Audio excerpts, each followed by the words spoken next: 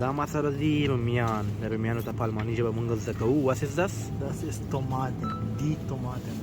دی توماتن مطلب رومیان.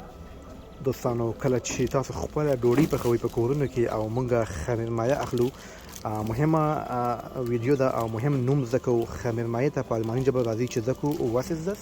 Das ist Hefe, die Hefe. دی هیفه وای خمیر مایه. دا نوم ځکه اکثره مارکیټونو کې پیدا کیږي. او دوستانو دا ما سره لاس کې لوبیا ده. مونږ سره څو قسمه لوبیاګانې وي، خو عموما لوبیا ته مونږ وایو په الماني ژبه What is this? Das ist Bohnen, die Bohnen. دی بونن مطلب لوبیا. او دوستانو دا ما سره لاس کې مالګه ده. راځي چې دا هم زده کوو الماني ژبه کې مالګه ته څه وایي What is this? Das ist Salz. Salz. زالز وای مالګه ته. او دوستانو دا ما سره لاس کې تور مرچ دي.